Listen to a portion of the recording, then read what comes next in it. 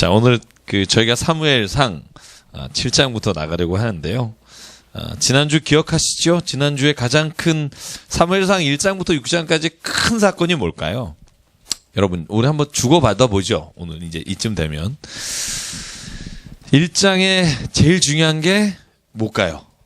한나, 그죠? 사무엘이 태어나는 사건이죠. 그래서 엘리 제사장의 집에 사무엘이 젖을 떼자마자부터 그가 죽는 날까지 하나님의 제사장 겸 사사로 세워지게 되는데요. 보죠. 그러면 그 사건 이후에 제일 큰 사건 중에 하나가 4장에 나오는 전투에서 엘리의 두 아들, 우리가 잘 아는 홈리와 비나스 두 사람이 죽죠. 그리고 여호와의 법궤는 블레셋에게 뺏기게 됩니다. 그리고 나서 우리가 지난주에 쭉 지도를 살펴봤지만 여호와의 법궤가 블레셋 진영을 돌다가 다시 베세메스라는 곳으로 다시 율법, 하나님의 법궤가 들어옵니다. 그리고 나서 6장 마지막 그리고 7장 1, 2절에 보면 그 여호와의 법궤가 어디로 가냐면 아비나답의 집에 거하게 됩니다. 그리고 이제 7장에 보면 이제 미스바에 모여서 회개하는 장면이 나옵니다. 여러분, 사무엘은 사무엘만이 아니죠. 성경에 나오는 사람 중에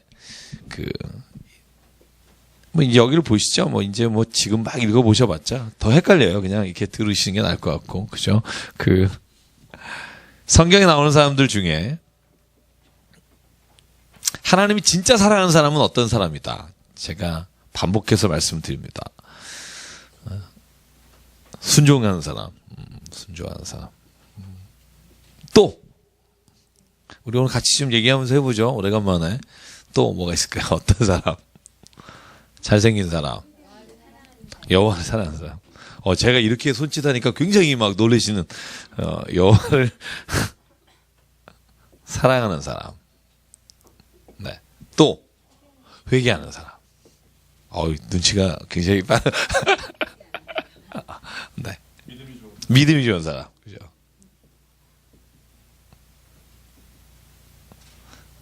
우리 교회 게시판은 우리 최경 집사님의 개인 고백의 글로 채워지고 있습니다. 좀 통합 게시판이 말이 통합 게시판이지 우리 최경 집사님의 단상처럼 돼 있어요. 좀 들어가서 보시고 댓글도 다시고 여러분도 좀 올렸으면 좋겠어요. 간증이 집사님만 있지는 않을 것 같은데 집사님의 글만 올라 있는데, 네, 거기에 보면 정말 이렇게 매일매일 이렇게 삶 속에서 마주친 문제들 이렇게 하나님 안에서 깨달은 말씀들 보면서 제가 은혜를 굉장히 많이 받거든요. 조회수도 꽤 있던데 댓글도 아무도 안 다시더라고요. 서로 좀 이렇게 수요일에 이렇게 같이 나눈 말씀 가지고 이렇게 좀 올리면 얼마나 좋을까. 그렇게 하시면 좋겠습니다. 네. 아직 가입을 안 하셨다고요? 아직? 저 정말 재밌는 거 아세요? 저희 교회 홈페이지에 저희 교인보다 외부 사람이 많아요, 회원이. 그죠? 방문 수도, 그죠? 외부가 훨씬 많았죠, 목사님? 네. 그래. 한 달에 4, 5천 명이 오시더라고요, 미니멈. 근데 우리 교우분들은 몇 명이죠? 그 정도 되죠? 저도 목사님한테 들어서 아는데. 4, 5천 회, 그죠?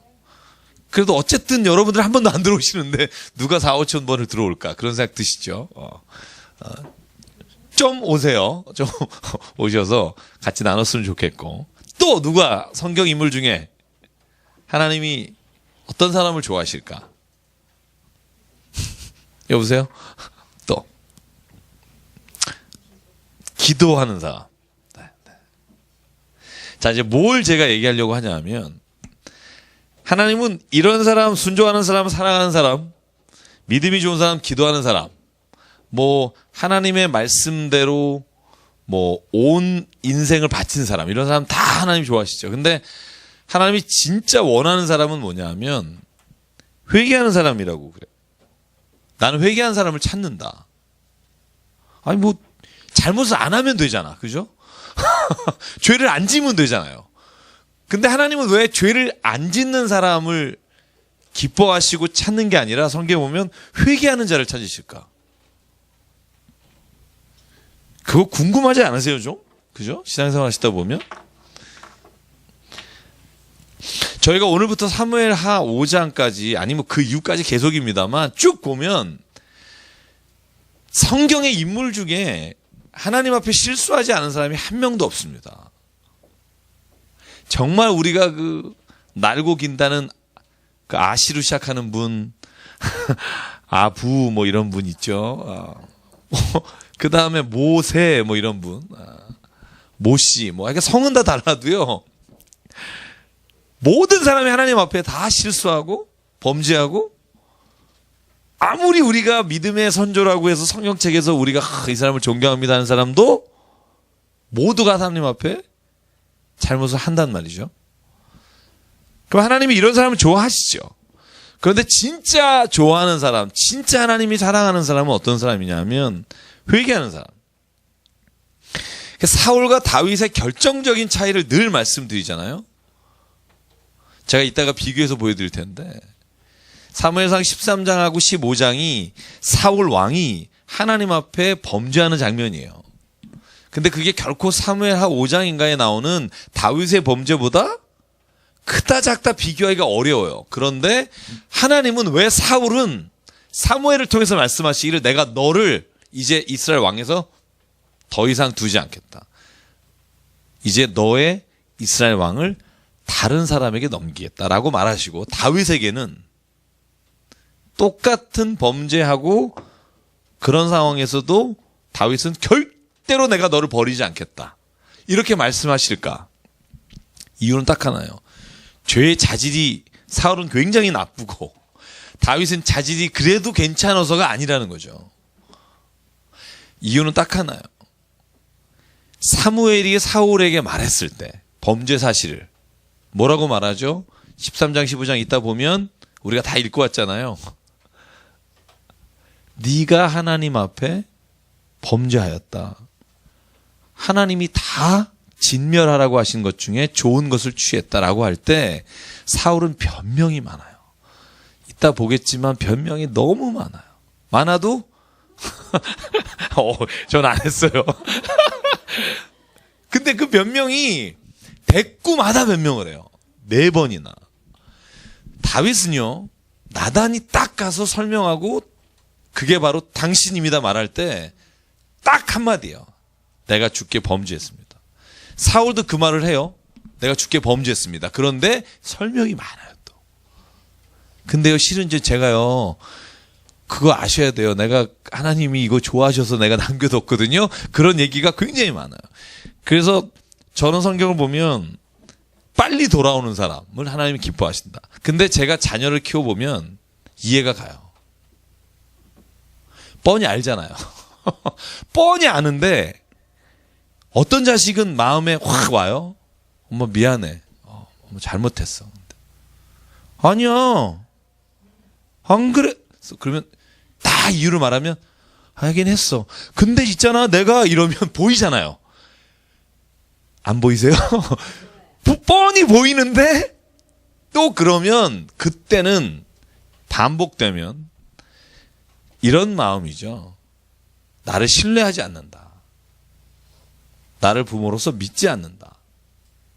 그 신뢰와 믿음의 관계가 깨지는 순간 그때부터는요. 그 아이에게 무엇인가를 맡기기가 어려워집니다. 한두 번이 아니라 계속 반복되면 어쩔 수 없이 부모 자식 간에도 그런 마음이 드는 거고요. 하나님이 그래서 제일 중요하게 보는 게 믿음입니다. 지금 뭘 잘하느냐 아니냐도 중요하지만 다시 내가 회개할 자리에 바로 돌아오는 거예요. 그게 사무엘이 제일 많이 한 게 뭐냐 하면 회개예요. 자기도 회개하고 이런 장면 나오잖아요. 사울이 잘못했는데 하나님 앞에 내가 잘못했다고 회개해요. 사울 살려달라고. 내가 하나님 앞에 울면서 회개하는 게 사무엘이잖아요. 오늘도 마찬가지예요. 이제 여호와의 법궤가 돌아왔잖아요. 이 기쁘니까 그냥 잔치를 하면 되는데 사무엘은 이때 사무엘상 7장에 보면 백성들을 미스바에 모아요. 그리고 뭐 해요? 금식해요. 왜? 이 기쁜 날. 괴롭고 전쟁에 지고 이럴 땐 금식해도 되겠지만 이거 지금 신나는 날이잖아요. 그죠? 여호와의 법궤도 돌아왔지. 모든 게 다 회복됐지. 근데 보십시오. 7장 3절. 같이 읽을게요. 시작. 사무엘이 이스라엘 온 족속에서 말하여 이르되 만일 너희가 전심으로 여호와께 돌아오리오거든 이방신들과 아스타롯을 너희 중에서 제거하고 너희 마음을 여호와께로 향하여 그만을 섬기라.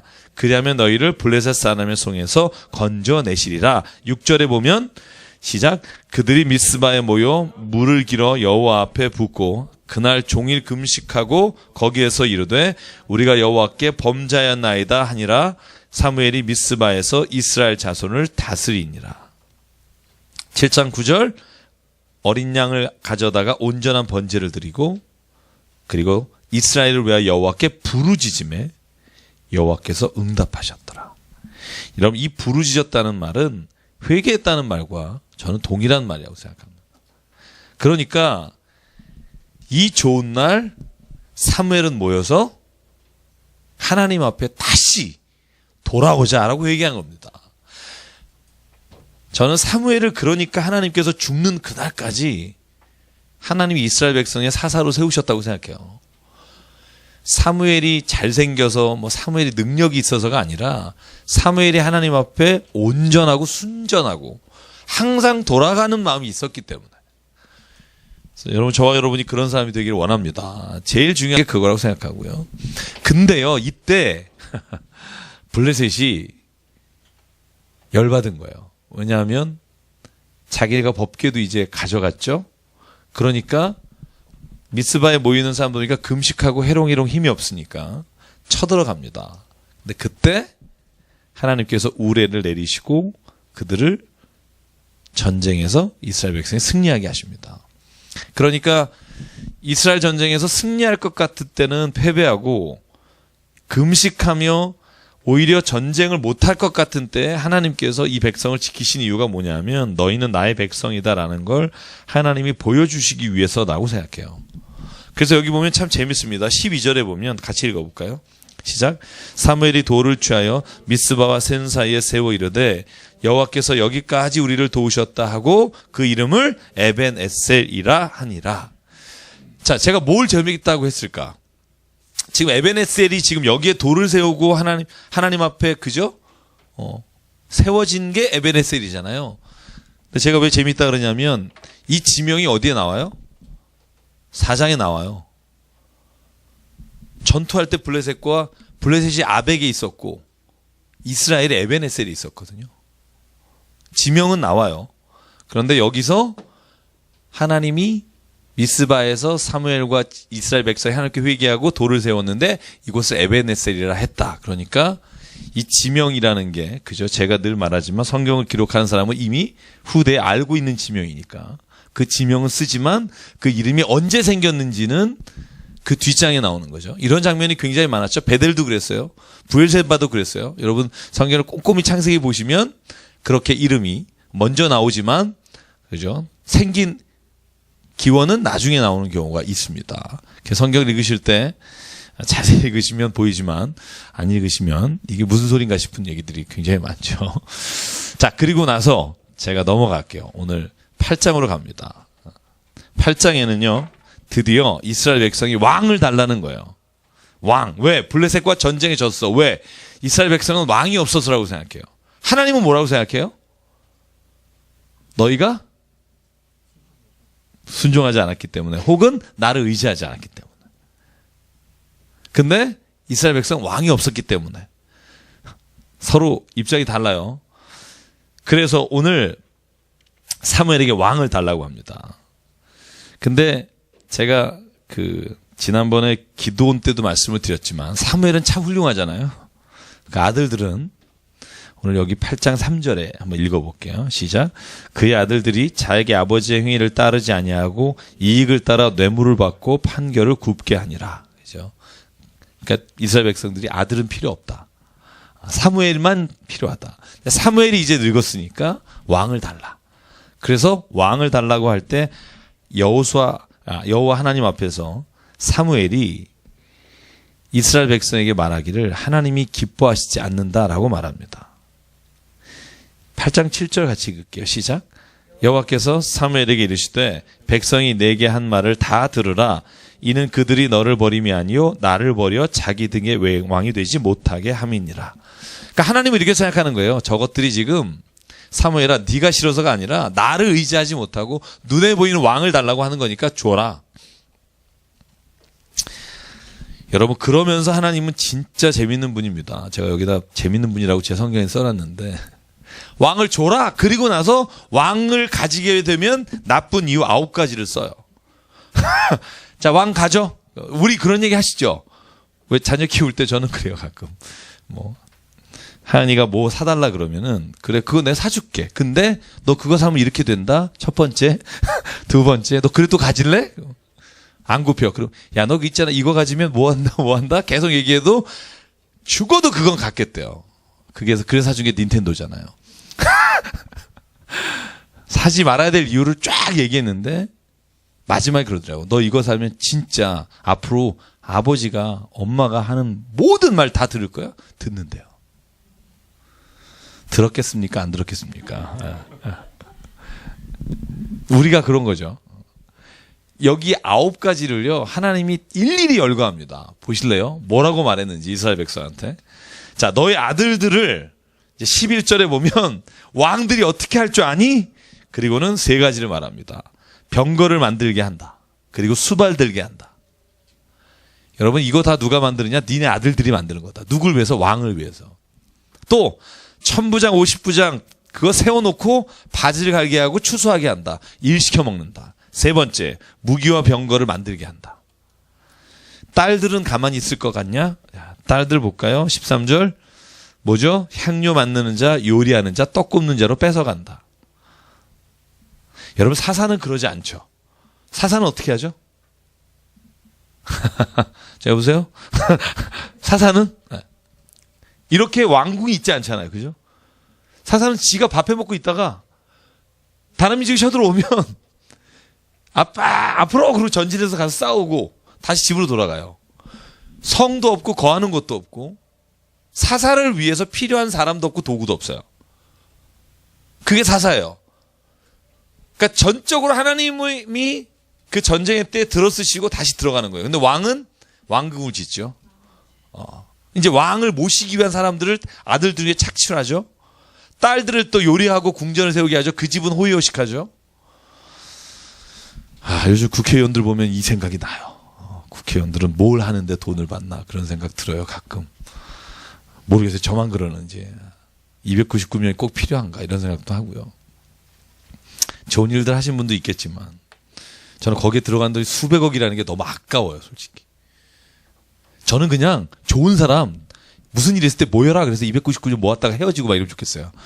처리하고 가서 자기 일 하다가. 왜냐하면 맨날 싸우는 것밖에 하는 일 없잖아요. 저만 그렇게 생각하나? 뭐 싸우다가 돈 받고 그죠? 월급은 올리는 회의는 막 참석해서 하다가 민생하는 얘기는 그냥 여행 가고 안 나오고 뭐. 그러니까 차라리 그냥 299명 그냥 지정해놨다가 일 있을 때 모여서 회의하고 나가면은 저는 그게 진짜 얼마나 좋을까. 근데 그걸 정하는 게 그 사람들이 하겠어요? 그죠? 그걸 정하는 거를 우리가 하면 모를까? 그분들이 하시잖아요.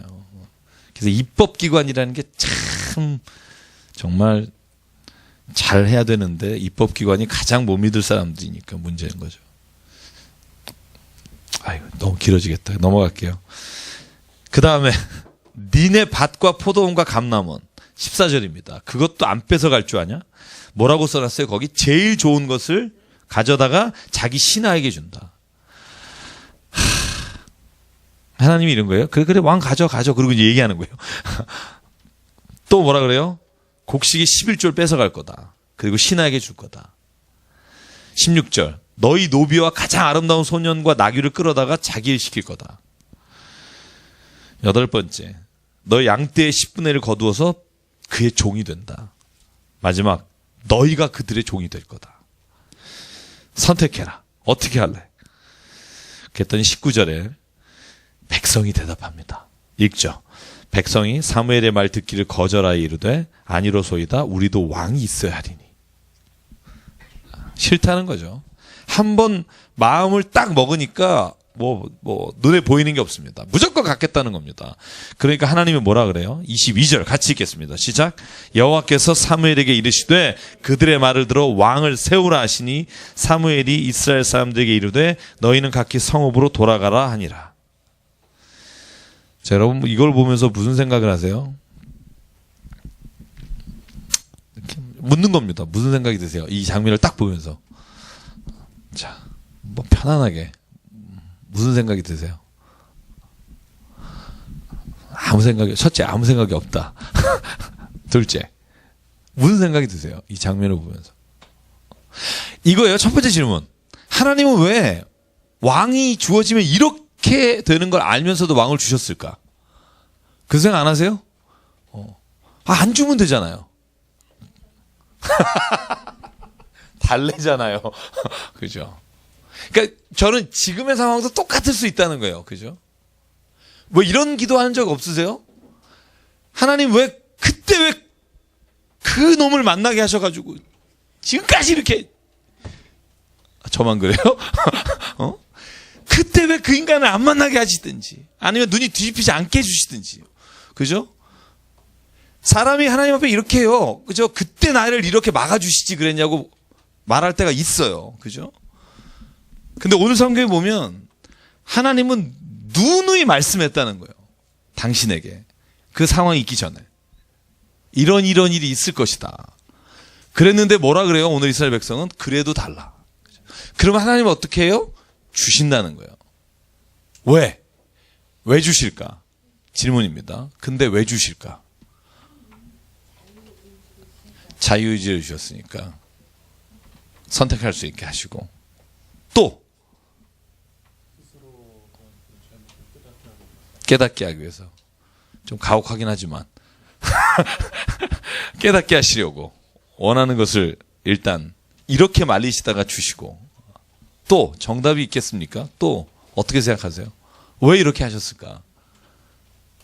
이스라엘 백성에게 또 우리한테 왜 이러실까? 그죠?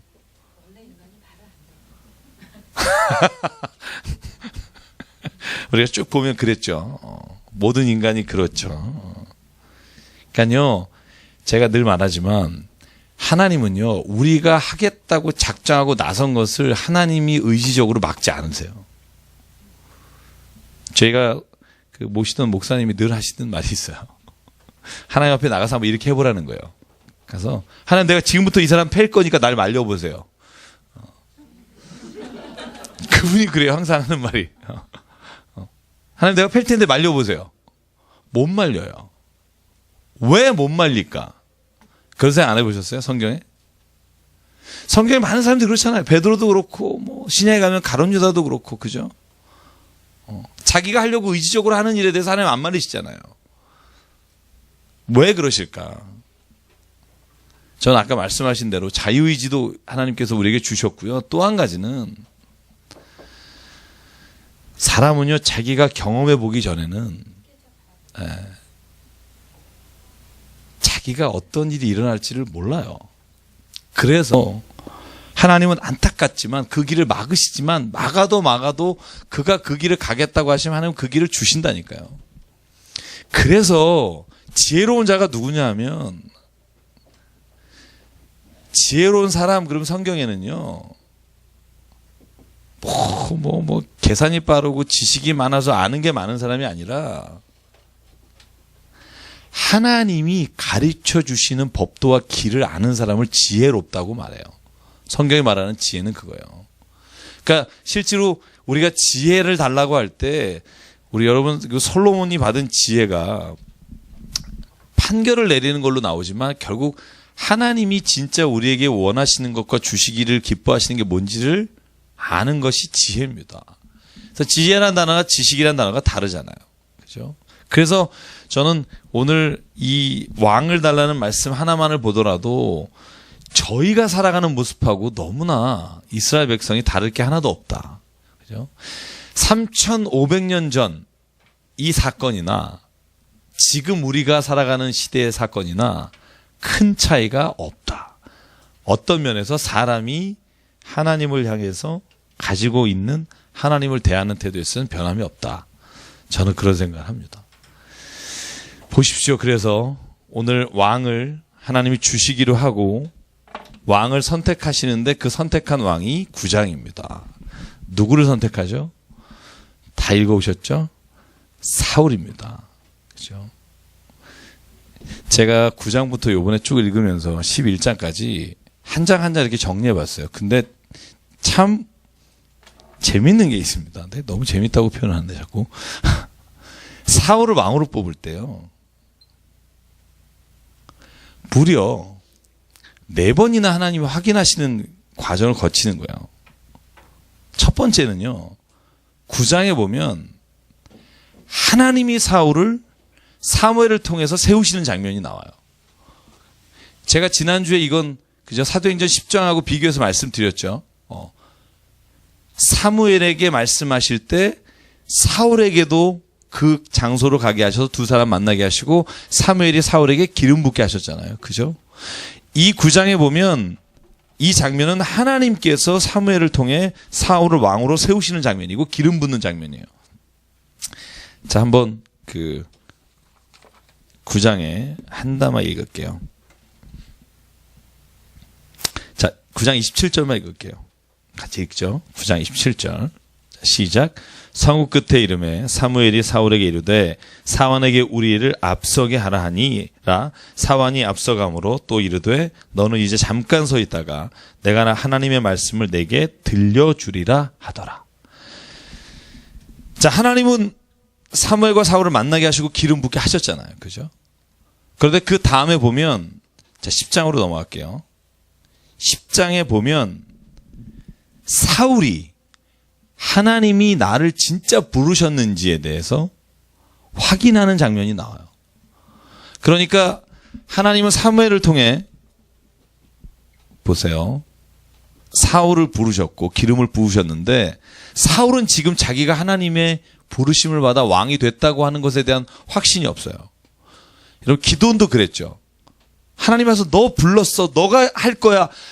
큰 용사여. 막 이렇게 불렀는데 전 아니에요. 그럴 때 하나님이 이적을 보여주시잖아요. 그죠?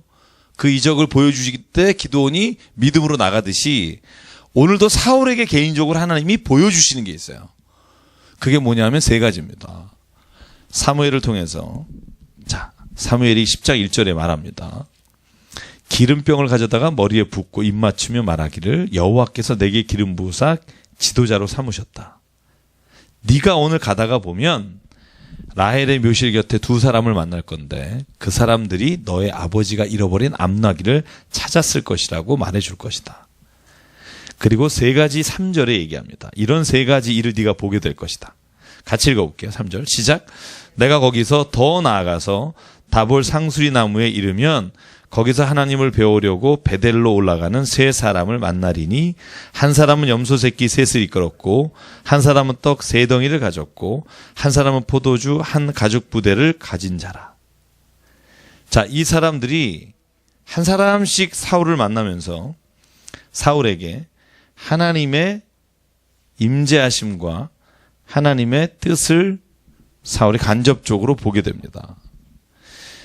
자, 이 의미가 뭐라고 돼 있죠, 여기에? 이 사람을 만나거든 내게 문안하고 떡을 주겠고 그의 손으로 받으라. 그 후에 네가 하나님 산에 이르면 블레셋 사람들의 영문이 있으니라. 내가 그리 와서 그 성읍으로 들어갈 때 선지자의 무리가 산당으로부터 비파와 소고와 저와 수금을 앞세우고 예언하고 내려올 것이다. 6절 같이 읽을게요. 시작. 내게는 여호와의 영이 크게 임하리니 너도 그들과 함께 예언을 하고 변하여 새 사람이 되리라. 9절에 보면 그때 하나님이 새 마음을 주셨고, 자, 보십시오. 사울은요, 성경을 쭉 읽어보면 주변에서 평이 그렇게 좋은 사람은 아니다라는 걸 알 수 있어요. 어떻게 알 수 있죠? 성경에 보면 뭐라고 나와요? 어떻게 사울이 성령을 체험하냐? 그죠? 주변에서 그런 말이 나오죠? 읽어보셨죠? 그죠? 또 한 가지 말이 나와요. 뭐라고 나오죠? 불량배들이 하는 말이지만 사울이 어떻게 우리를 다스리냐? 사울은 왕이 될 수가 없다. 이런 사람들이 주변에 계속 나타납니다. 여러분, 그렇게 되는 장면을, 그러니까 이런 거예요. 여기 장면에서 보면 사울은 개인적으로는 이제 하나님께서 하나님의 영이 임하시고 하나님의 부르심을 따라 살 수 있을 마음을 주셨어요. 그죠? 새 사람이 되도록 하셨어요. 그런데 문제는 뭐냐면, 자, 여기랑 이쪽을 좀 보시죠. 제가 쓸게요. 문제는 뭐냐면, 사람들은 사울이 개인적으로 하나님의 부르심을 받아 왕이 됐다고 하는 것을 인정할 만한 증거가 없어요. 여러분, 신앙생활하면서 그런 경우 없어요? 난 진짜 변했는데, 난 진짜 내 성령 체험했는데, 주변의 사람들은, 아이고, 제가 교회 다닌대. 그래, 제가 교회 다니라 그래.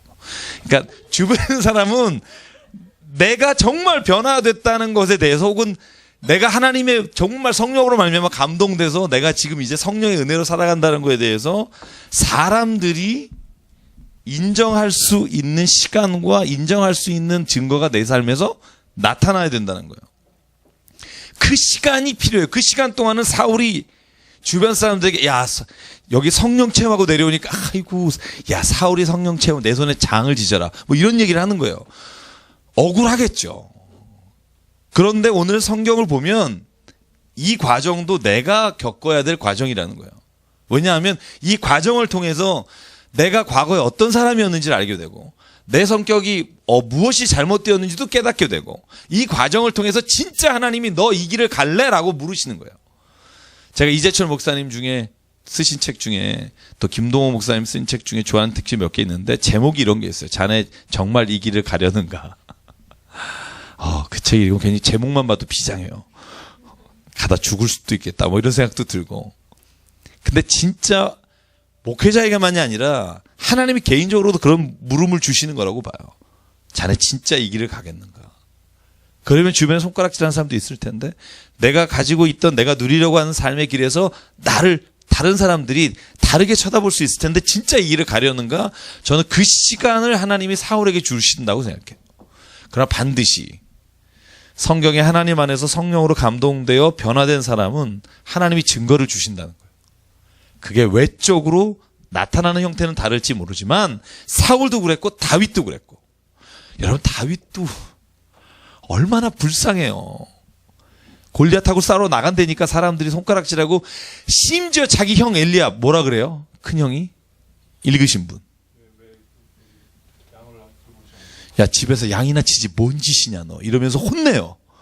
그러니까 다윗이, 내가 아니야 형, 하나님을 욕하는 저 인간을 보고 어떻게 내가 참을 수 있어요? 그러면서 다윗이 사울에게 가잖아요. 그죠? 내가 싸우겠다고. 참. 그러니까 사울이 투구하고 갑옷 주는데 안 맞잖아요. 왜냐면 사울은 머리가 하나 크고 다윗은 키는 별로 안 커요. 용모는 준수하다. 용모는 준수하다가 제가 영어로 뭐라 그랬죠? 핸섬이라고 나와요. 잘생겼어요. 얼굴이 빨갛고 잘생겼다고 돼 있어요. 그래서 얼굴이 빨갛고 잘생긴 놈이 나한테 왜 나왔니? 골리앗이 그래요. 내가 너를 죽여서 개의 먹잇감으로 주겠다. 이제 골리앗이 그런 말 하잖아요. 그죠?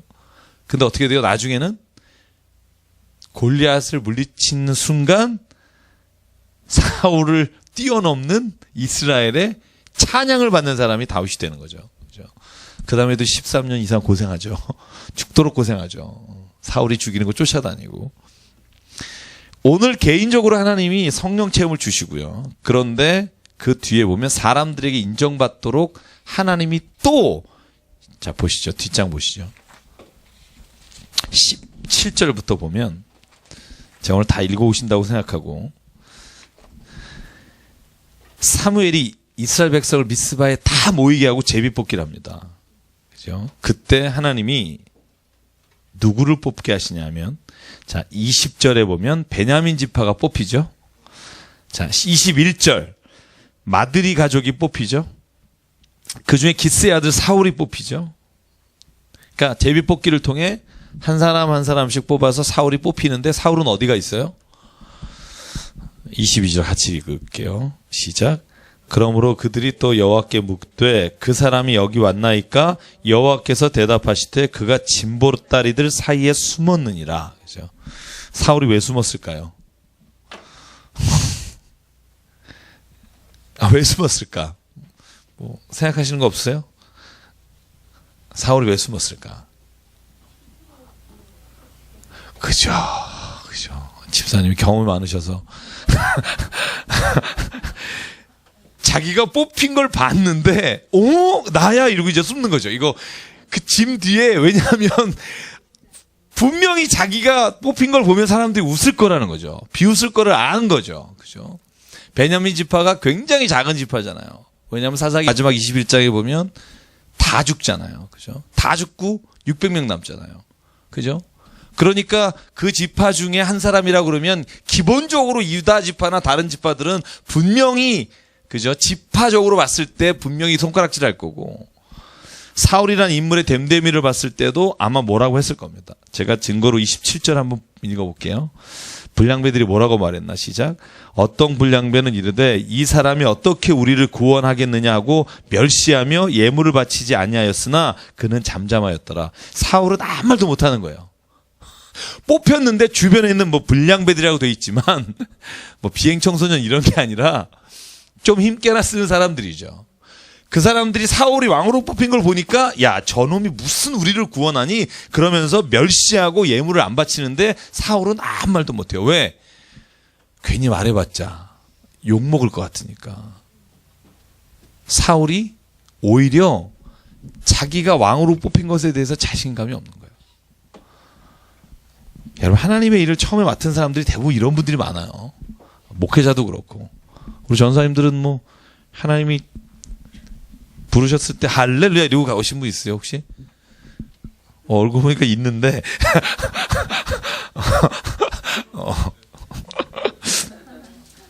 근데 이런 거예요. 하나님은 부르셨고 개인적으로 확증을 주셨으나 또 사람을 세우셨으나 주변이 아직도 사울에 대해서 멸시하고 있어요. 그러니까 11장에 첫 번째 전투에서 사울이 승리하는 장면이 보고되는 겁니다. 제가 그래서 여기에 이렇게 썼죠. 사울 스스로가 이제 사람들 앞에 자기가 왕이 된 것을 증명하는 장면이 11장입니다. 저는 이 과정이 제가 9장부터 쭉 요번에 읽어보면서 무슨 생각했냐면 신앙에서도 참 이런 과정이 있는 것 같아요. 여러분 그런 생각 안 들어요? 하나님이 날 개인적으로 부르셨지만 내가 개인적으로 가족과 또 주변에 있는 사람들이 야 쟤가 무슨 뭐 이럴 때 내 스스로도 자신이 없었을 때 그때 하나님이 나에게 하나님의 일을 통해서 이루신 것들을 보여주시고 사람들로 하여금 나에 대한 하나님의 선택과 하나님의 부르심에 대해서 의심하지 않도록 하시는 꼭 그 길을 주십니다. 그래서 11장이 지나면 재밌습니다. 사람들이요 사울을 대하는 태도가 달라져요.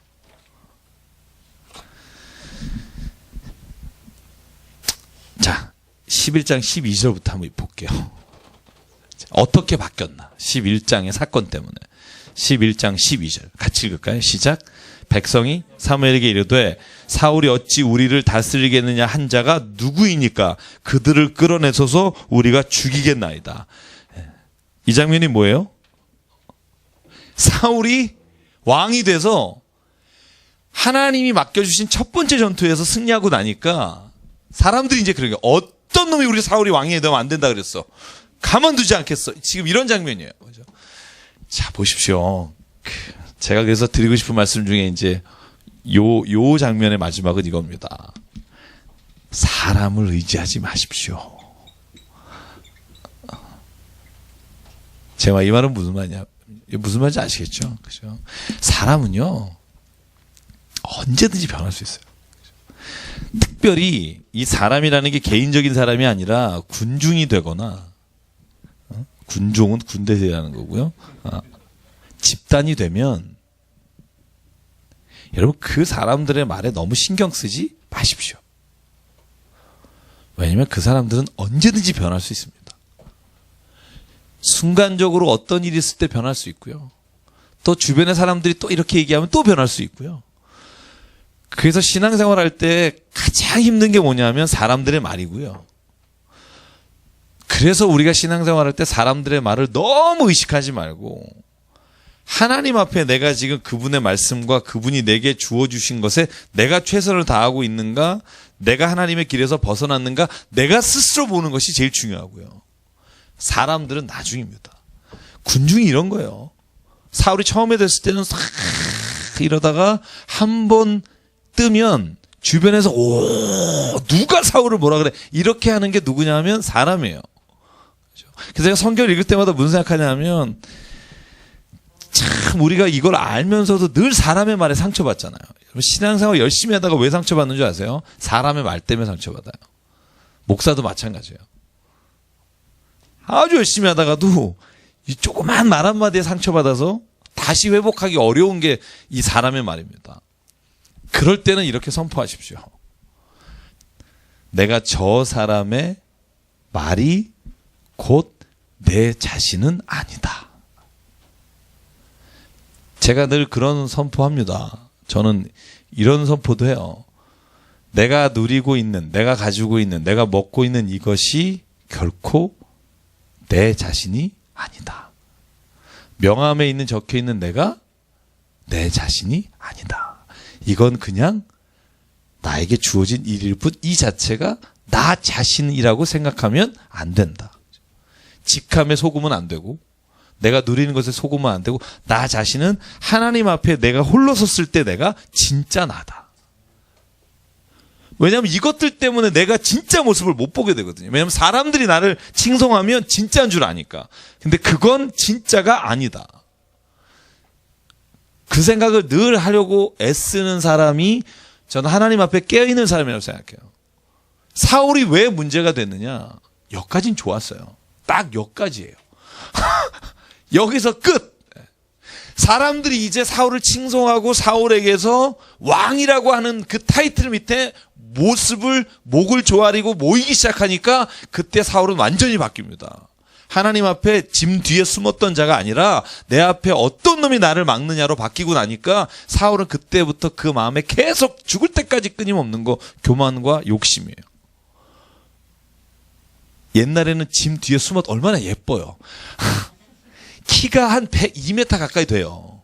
왜냐하면 다른 사람보다 머리 하나가 더 크다고 되니까 골리앗이 우리나라 말로 하면 6규빗이니까 5, 6에 30, 한 3m, 2m 50에 3m예요. 사울도 만만치 않거든요. 굉장히 큰 사람인데 얼마나 귀여워요. 이렇게 숨어서. 생각해 보세요. 저는 하나님은 그 모습을 기뻐하신다고 생각해요. 진짜 여전히 하나님 앞에서 무슨 일이 맡겨졌을 때는 늘 내가 어린아이 같은 마음. 저는 그 마음을 하나님이 원하신다고 생각해요. 그걸 잃어버리면 정말 모든 걸 잊어버린 거라고 생각하고. 오늘 암몬 사람을 쳐요. 이제 요 얘기는 우리가 요 사무엘상 31장하고 연결이 돼요. 간단히 얘기하면 이런 거예요. 길르앗 야베스라고 하는 사람이 있어요. 그 사람이 있는데, 그 족속이 있는데 길르앗 야베스를 이 암몬 사람 나하스가 와서 죽이려고 합니다. 그러니까 암몬 사람 나하스가 쳐들어오려고 하니까 길르앗 야베스가 화친을 맺자고 해놓고, 너가 일주일 시간을 준다는 말에 그러면 내가 그때 너에게 답을 주겠다. 그리고 이스라엘에게 도움을 요청합니다. 그리고 사울에게 말하니까 사울이 여기에 보면 결의를 찢어서, 그죠? 그 소의 결의를 백성에게 보내죠. 그래서 모인 사람이 몇 명이죠?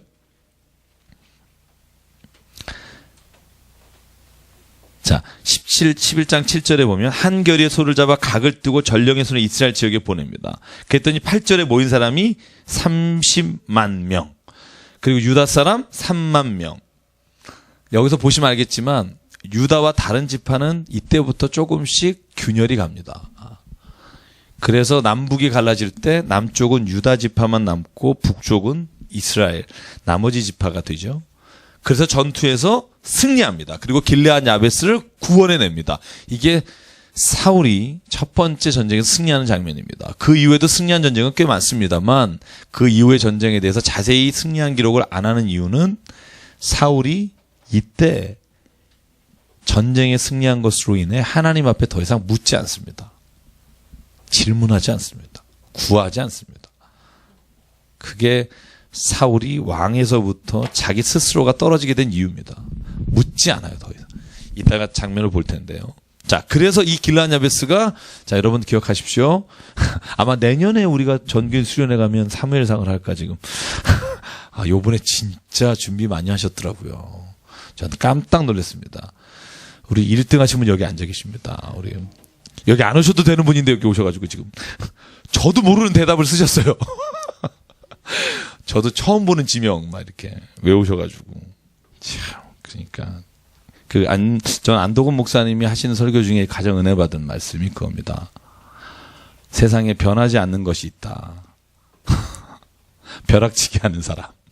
아까 우리 곽 교수님이라고도 얘기했는데, 집사님도 안도건 목사님이 그러더라고요. 세 가지 못 변한다. 벼락치기 하는 습관. 자기가 그게 안 된다는데, 제가 알기로는 벼락치기 하신 걸로 알고 있는데. 들었어요. 가족들의 증언으로. 어쨌든 31장의 길르앗 야베스가 몸이 찢기고 죽은 사울의 시체를 가져다가 장사 지낸 사람이 길르앗 야베스예요. 왜? 이 전투에서 자기네 백성을 살려준 것 때문에. 은혜를 잊지 않은 겁니다. 사울을 이스라엘 사람들도 버렸는데 길르앗 야베스 사람은 가져다가 장례를 치릅니다. 그 아들 요나단과 함께. 자, 그래서 이제 사울이 진짜 왕으로 등극합니다. 그래서 14절 15절에 보면 이때 사울이 이스라엘의 왕으로 등극하는 장면이 나옵니다. 아마 이때 다윗이 태어났을까 안 태어났을까 뭐 논란이 좀 많이 있습니다만 태어나지 않았거나 아주 어렸거나 그런 얘기를 합니다. 왜냐하면 다울은 어디 있어요? 참, 하울은 있어도, 그죠? 움직이는 성. 사울이 죽을 때 다윗의 나이가 23입니다. 왜냐하면 왕이 됐을 때가 30인데, 여러분 아시다시피, 헤브론에서 왕 7년 하잖아요. 그죠? 그러니까 죽었을 당시에 23 정도로 봅니다. 그러니까 이때 사울이 왕 됐을 때는 아주 어렸거나 태어나지 않았거나. 근데 15장에 보면 13장부터 하나님은 태어나지 않았거나 아주 어린 다윗이었을 때부터 사무엘에게 말하는 거죠. 내가 사울을 대신하여 왕으로 세울 자가 있다. 다윗이 아주 어렸을 때부터 하나님은 사무엘에게 말씀하셨고 그 사무엘을 베들레헴에 가서 찾는 장면을 우리가 나중에 생사기 10장에 보겠지만 하나님께서 그 장면을 통해서 다윗을 뽑는 장면을 우리에게 보여주시는 거죠. 하나님은 참 일찍부터 참 뽑으세요. 그죠? 일찍 어렸을 때부터. 사무엘도 그랬고. 그래서 어렸을 때 쓰임 받기 바랍니다. 그죠? 나이가 80대에서 모세 쓰임 받으면 젊었을 때 쓰임 받는 건 저는 가장 좋은 일이라고 생각해요. 젊었을 때. 개인적으로 힘드신 일이 많겠지만. 자, 사무엘상 12장은요. 제가 지난주에 여러분 신명기 역사라는 거 말씀드렸잖아요. 그죠? 노스라고 하는 단어, 원래 마틴 노스라고 하는 신학자가 만든 가설이기도 한데요.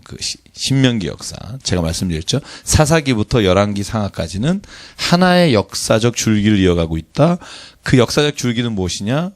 이스라엘 백성이 왜 바벨론의 포로가 되었는가? 그 질문에 우리가 하나님의 말씀드린 불순종함으로 하나님이 우리를 버린 것이 아니라 우리가 하나님의 불순종했기 때문에 지금의 이 어려움을 당하고 있다. 그러면서 성경의 모든 역사를 하나님께 순종한 역사와 불순종한 역사를 기록한 게 신명기적 역사관이라고 말합니다. 그죠? 그 신명기적 역사관의 가장 큰 특징이 뭐냐면 사무엘상 12장과 같은 거예요. 그게 뭐예요? 연설이에요. 여러분 신명기에도 보면 바울은 왜 나와요? 신명기에 모세의 설교처럼 돼 있는 연설문이 있죠. 여러 개가 있죠. 여호수아서의 24장에 보면 여호수아의 설교가 있죠. 연설. 유명한 연설이 있잖아요. 너희는 하나님을 선택하든지 안 하든지 하라. 나와 우리 집안은 여호와를 섬기겠다. 그게 연설이고 여기 사무엘상 12장에 나오는 연설은 사무엘의 마지막 고별 연설입니다. 그죠? 보실래요? 제가 이 연설 되게 좋아합니다. 이 설교. 왜냐하면 이 설교는 소위 이스라엘 백성에게 하나님이 우리 백성을 어떻게 인도하셨는지에 대한 고백이고, 동시에 사무엘이 자기가 하나님 앞에 이렇게 하겠습니다 하는 결단입니다. 그래서 이 기도문을 보면 사람을 알 수 있어요. 그 사람이 지금 관심이 뭔지. 그래서 여러분 한번 기도문 써보십시오. 솔직하게 자기에게. 자기의 기도를 써보세요. 하는 기도도 좋지만 써보면 내가 진짜 지금 어디에 관심이 있고 무엇을 내가 구하는지를 정확히 알 수 있습니다. 3회를 보실래요? 자, 1절부터 볼게요.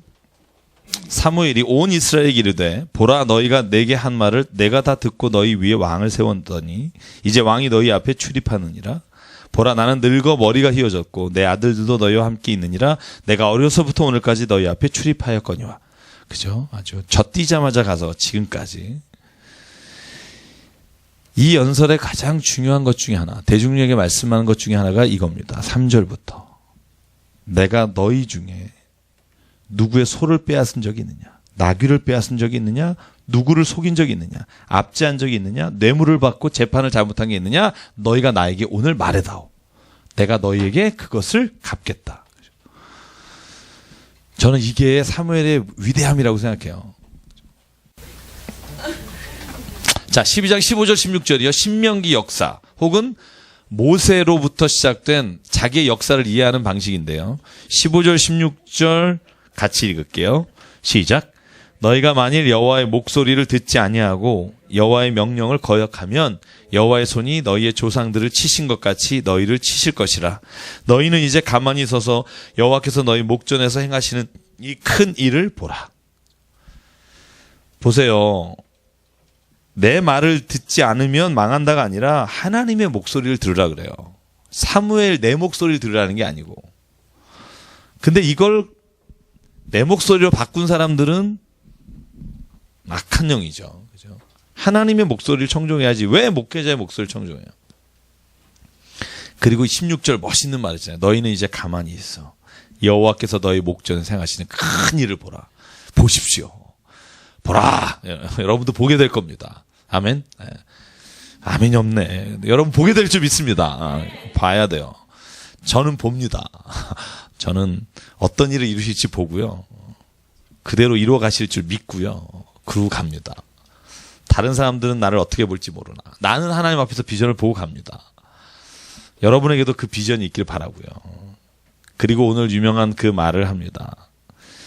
23절 나는 너희를 위하여 기도하기를 쉬는 죄를 여호와 앞에 결단코 범하지 아니하고 선하고 의로운 길을 너희에게 가르칠 것인즉 너희는 여호와께서 너희를 위하여 행하신 그 큰 일을 생각하여 오직 그를 경외하며 너희의 마음을 다하여 진실히 섬기라. 만일 너희가 여전히 악을 행하면 너희와 너희 왕이 다 멸망하리라. 그러니까 결국 왕이 멸망한 이유도요. 그 말씀을 청종하지 않았기 때문이지 왕이 있기 때문은 아니에요. 그러니까 하나님의 말씀이 정확하죠. 너희들이 하나님 앞에서 어려움을 당하거나 고난을 당하는 건 왕이 있고 없고 때문이 아니다. 왕이나 너희나 다 똑같이 하나님의 말씀을 듣지 않았기 때문이다. 이유를 다른 데로 자꾸 돌리지 마라 이거죠. 우리가 왜 핑계대는 거 좋아하잖아요. 왜 이런 말 있잖아요. 잘 되면 내 탓, 잘못되면 남의 탓이잖아요. 우리가 왕이 없어서 이스라엘 백성이 불안하거나 너희가 불행한 인생을 산 게 아니라 너희 왕이나 너나 다 하나님의 뜻을 따르지 않았기 때문이다. 그래서 오늘 13장하고 15장을 제가 같이 할 텐데 이것만 하고 끝낼게요. 13장과 15장이 사울이 하나님 앞에 정말 잘못한 장면들의 연속적입니다. 13, 14, 15. 연속 아주 스트레이트로 이렇게 되는 바람에 하나님께서 사울을 이제 너를 더 이상 너의 집안뿐만 아니라 너도 왕을 못 끝내겠다라는 말까지 나오는 거예요. 그래서 그가 왕을 끝내지 못하고 죽잖아요. 자, 13장이 뭐예요? 나이 40세 이스라엘 왕이 됩니다. 2년이 됐다. 이거 뭐 원어를 제가 좀 설명드리고 싶은데 생각할게요.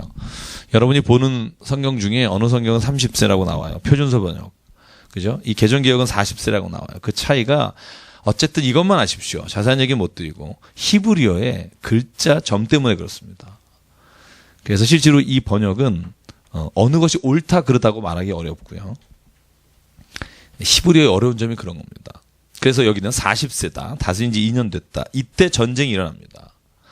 근데 어떤 전쟁이 일어나냐면 길갈에 모여 사울을 따라서 4절에 보면 전쟁을 치러 가고, 그리고 오늘 블레셋 사람들은 믹마스에 진을 칩니다. 자, 여기는 그냥 제가 약하게 그릴게요. 그냥. 자, 여기가 이제 우리가 주로 요 부근에서 일어나는 일들이에요. 여기가 개발하는 데가 있고요. 이게 믹마스예요. 그리고 여기가 이제 길갈.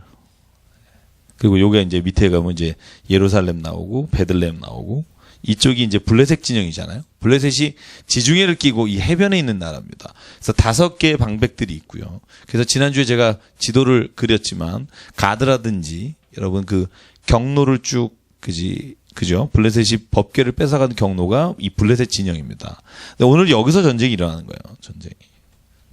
근데 오늘 이 전쟁에서 승리합니다. 자, 승리했는데 승리하기 전에 사울이 일주일을 사무엘이 기다리라 그랬는데 못 기다려요. 근데 왜 일주일을 기다리라고 했을까라고 정말 성경에 많은 부분을 찾았지만 이유는 특별히 없어요. 근데 아마 사무엘이 그 자리까지 가는데 시간이 걸리기 때문에 기다리라고 사울에게 명령을 했는데 그 일주일을 채우지 못하고 번제와 화목제 중에 번제를 드리고 있을 때 그때 날이 아직 저물기 전에 사무엘이 와요. 그리고는 사무엘이 사울에게 말하죠. 너희가 왜 이렇게 행하였느냐. 그랬더니 이유가 11절에 3가지입니다. 첫째는 뭐죠? 백성이 흩어지려고 했다. 2번째, 당신이 늦었지 않냐. 3번째, 블레셋 사람들이 믹마스에 모여서 지금 난리가 났다. 그래서 이 부득불 번제를 드렸나이다. 이게 12절입니다. 그랬더니 사무엘이 말합니다. 네가 망령되이 행하였도다. 하나님이 명령하신 것을 지키지 않아서 이스라엘 위에 왕의 나라를 영원히 세우지 않을 것이다. 자, 이 성경 말씀을 보면요. 자, 이거하고 뒤에 15장하고 비교하면서 가볼게요. 자, 15장을 찾습니다. 15장. 14장은 굉장히 긴데요. 잠깐 줄이고 15장을 보시면,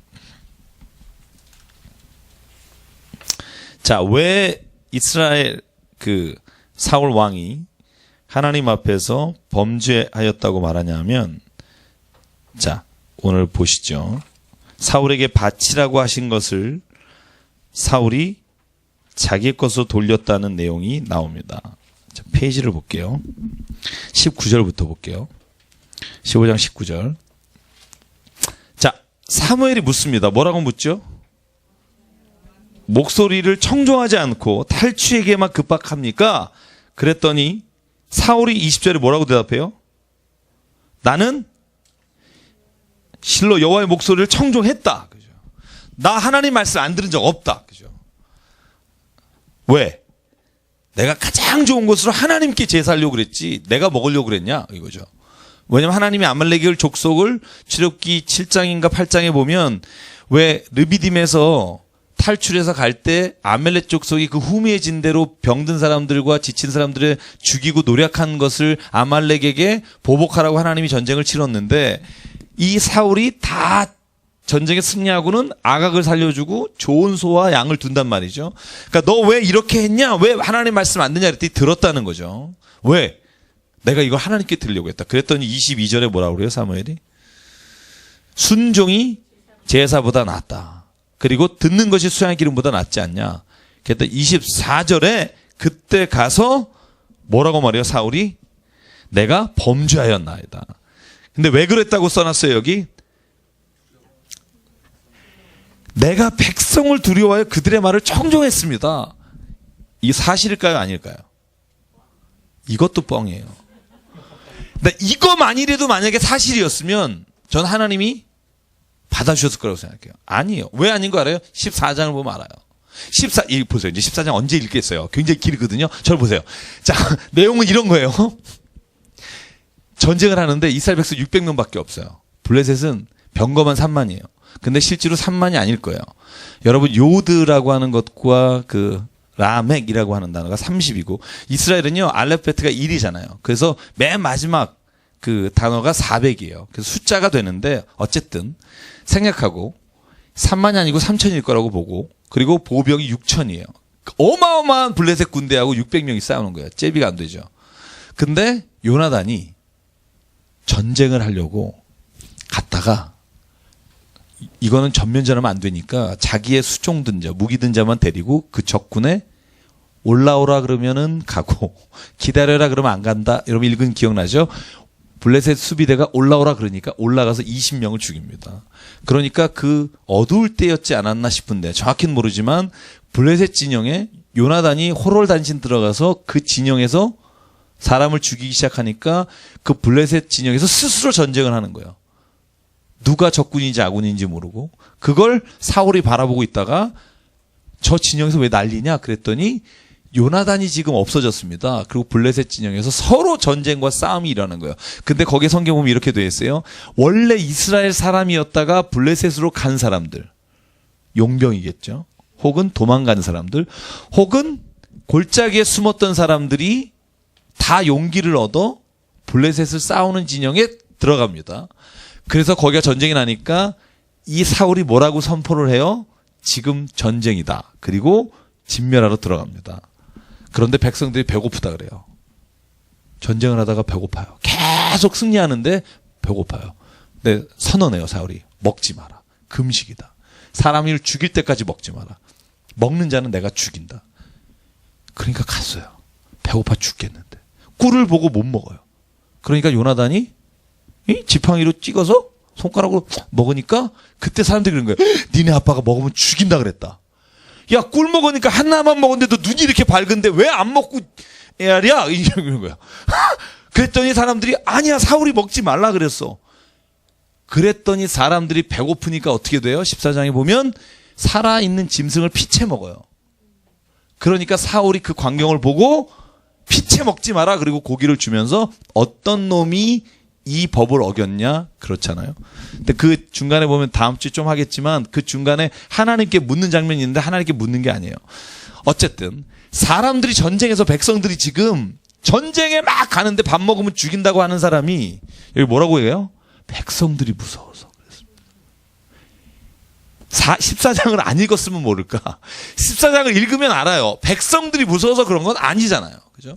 그러니까 하나님 앞에 하나님 내 범죄했습니다. 그 다음에도 사울이 하는 말은 뭐냐 하면 계속해서 거짓말해요. 계속해서 하나님 앞에 한 번도 자신이 진심으로 화해하거나 죄를 사죄한 적이 없어요. 어떻게 알아요? 그 다음 장면에 뭐라고 나와요? 사무엘이 직격탁 날라요. 너 이제 나는 너하고 함께 돌아가지 않는다. 26절입니다. 너랑 이제 안 간다. 그랬더니 사무엘에게 사울이 뭐라 그래요? 27절 보실래요? 사무엘이 가려고 하는데 사울이 그의 옷자락을 붙잡으면 어떻게 돼요? 찢어진 거예요. 가지 마시옵소서. 왜? 이유가 뭐예요?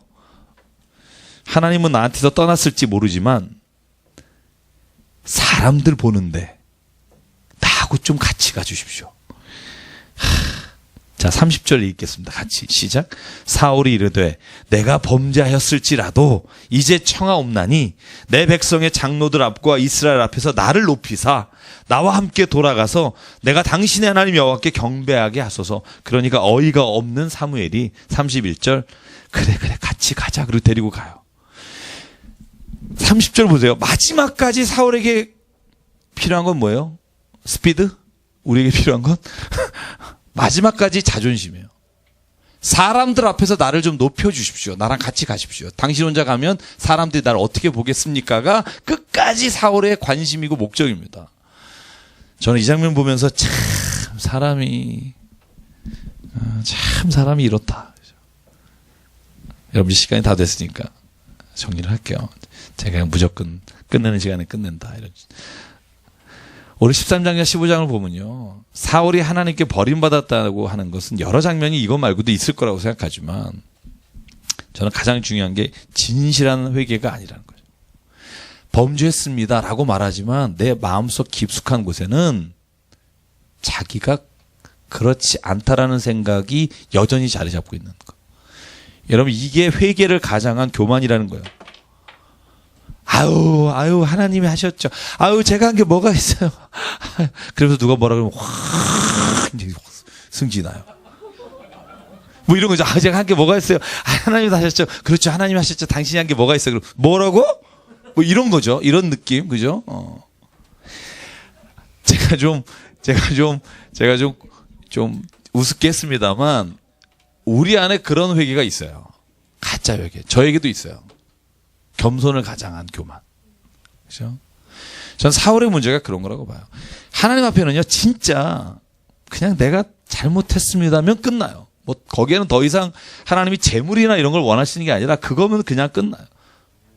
근데 오히려 내가 재물을 드리면서 내가 이 정도 했잖아요 라고 하면 하나님 그 재물을 안 받으시겠다는 거죠.